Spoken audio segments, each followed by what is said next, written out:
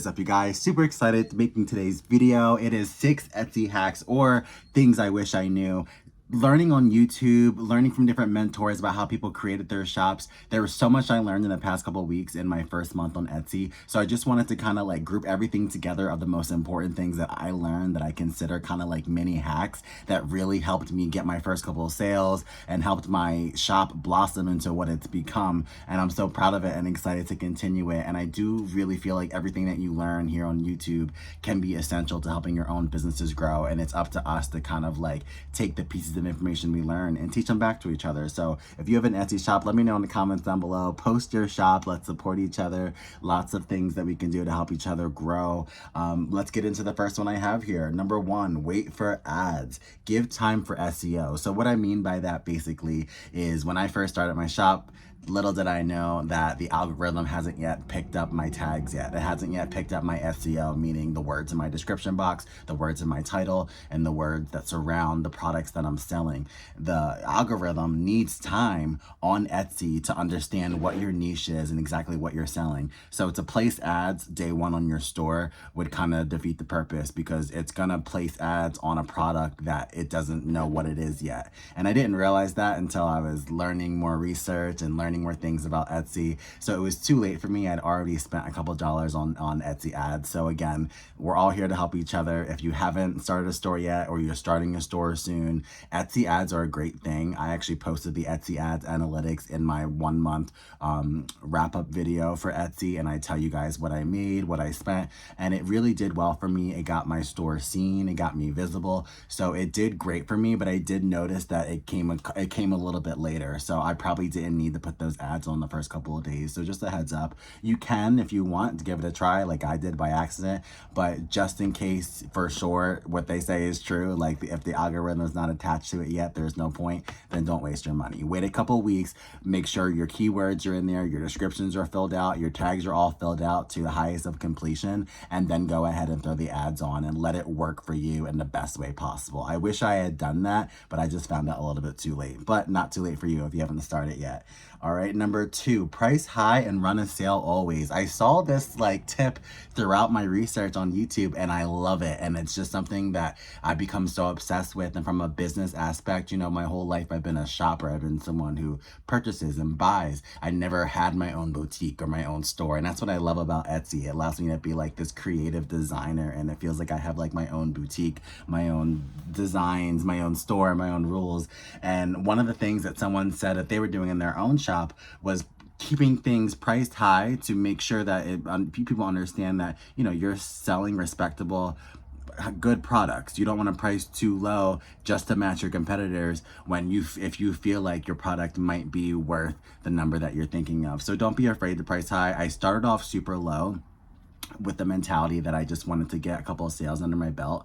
And I did that for a couple of weeks, and it worked out really well. So I do recommend that as a tip as well. Price super low in the first couple of weeks to get those sales under your belt, to get those first couple of reviews under your belt. But now that I'm going into my second month, I'm doing more of this tip, which is pricing high and then always running a sale. And from a business standpoint, it's so smart, and it makes so much sense, because as a client and as a customer, when you see a sale, you're rushing into the store, you're rushing to get that deal before it's over. And the way that Etsy promotes the sales is very like highlighted. It shows you how many hours are left of the sale. It gives you like that rush. So after you're done that first month of pricing low and still running a sale on that, I recommend continuing to price high and then always run a sale with what you have going on all your listings. Number 3, digital product equals no shipping. I gotta say, one of the fears that I had about starting this whole journey in general was that your reviews and what people say and how people feel about your shop is based off of whether or not they get their item or not. And then once they get their item, is it going to be up to par for what they thought it would be? Is it going to be up to, you know, what it looks like in the picture? So one of the things that I started selling with in the beginning was the digital products with the understanding that there was no shipping, there was no way to deteriorate me from getting star seller or becoming a really good shop, because all of the reviews would be good. With digital products, it's very much like what you see is what you get type of thing. There's no way to really get messed up with making it or me shipping it out. So I had nothing to do with it. But that brings it to my next one, number 4. If by some chance you do want to add in physical products into your store along with digital products and you don't want to have them handmade and you do the shipping, you can get into the Printify, Printful, or Gelato. They ship for you. So this is a huge thing in the world. Print on demand stores are so crazy. And again, I'm just so proud of myself because this was something that I feared. I didn't understand. I knew you could do it, but I didn't understand how to do it. And now weeks and weeks later, I've been studying this. I'm giving you 3 options right there. You can connect the Etsy store with the Printify, with Printful, or with a website called Gelato. Now, I'm only using Printify and Printful right now. I haven't used Gelato yet, so I don't have any tips for that. But apparently Printful has higher shipping rates than Printify. So Printify is the one that I've been using and I've been loving it. They have great items, and I actually just sold my first print on demand item the other day. I'm probably gonna do a whole video on that just because I'm super excited and tell you guys all the details about it. Because I was actually talking to the customer and I was talking to them about tracking their item. I was very nervous because leaving a print on demand business, wrapping up with them, and all my sales and my reviews were good for my digital products. So once I got the sale for print on demand, I was like, please tell me this company is going to send this item and do it correctly in the amount of time that I need. And they did. I stayed up in contact with Printify. I stayed up in contact with the production team there, and I stayed in contact with my customer, and it went so smoothly. The customer got it early, actually. It just worked out way better than I ever would have thought. And to think that that was a huge fear for me, it just blows my mind because it worked great. Printify worked great. They got it great. So add print on demand to your store. If you're already doing digital products, add print on demand, or vice versa. If you're already doing print on demand, add some digital products. There are so many things that you can do within every niche to kind of help expand your store, expand your listings, and overall expand your sales. Number 5, update your listings daily. It works like YouTube. And this is something that blew my mind because I do YouTube coaching. I love YouTube. I have 2 channels and I have so much fun over there.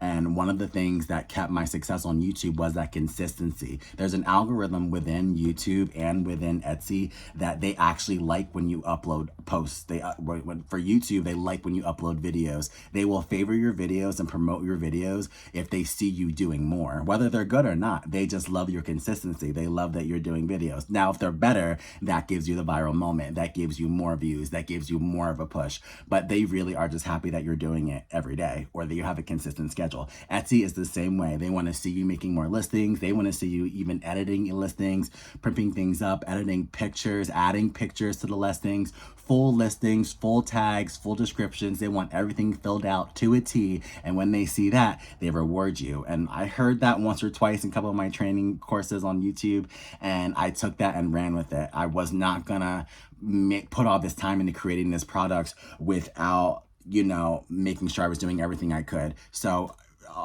with spreading out my products, I just make sure I have like a digital production day, and then throughout the week, I'm dispersing those listings every day. I make sure I upload a listing every single day. That way the algorithm is picking up that I'm in it to win it. I am uploading. I want my shop to do well. So I'm always in there tweaking it the same way I'm in there with YouTube. I upload a YouTube video every day and I upload a listing every day on Etsy, period. That is my number 1 concern. If I do more, great. But one of each is really the goal right now because I want to show both of these platforms that I'm here to stay.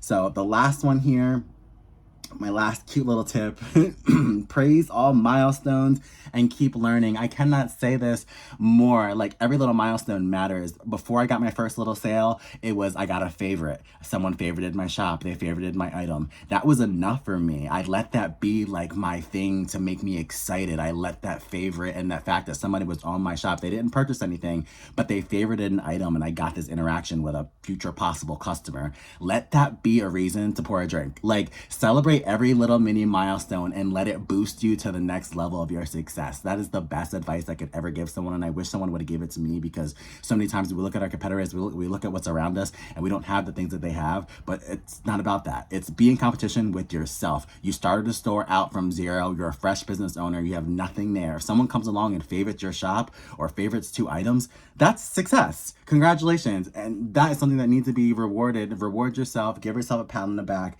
But regardless of everything, whether you're getting the likes, whether you're getting the sales, whatever is happening, keep learning, keep on going out. If you're watching this video, you're already on the right path. There's so much material and knowledge from all different types of people in the world, on YouTube, on different websites, all over the internet, that can teach you how to run and master these sites, either as passive income or as a full income stream if it grows to that size. So there's so much you can do. I mean, I'm like overjoyed that my Etsy shop is doing well and that I can give this information back to you guys. Again, if you have a shop, let me know in the comments down below. Post your shop. Let's support each other. I'll check yours out, check mine out, and I wish you guys the best of luck. This is an amazing journey. We live in an amazing world and day and time where we can really monetize our creative efforts and make a living off of the things that are in our minds. And it just blows me away, because I grew up in a world where artists and singers and creators were known as starving artists. You know, you were on the corner trying to sell your artwork. You were on the corner trying to sing a song and get signed. You can now make yourself known and seen throughout social media and throughout the internet and throughout these websites and these businesses, and you can grow and support yourself and create freedom like you never had before. And it's so beautiful. So if you're on that journey with me, subscribe to the channel, subscribe and follow the podcast. Check me out on Spotify, the Creator Chat podcast. Check out the Creator Chat shop and the Etsy store link down below. I love you guys so much for watching, and I will see you all in the next video. Bye.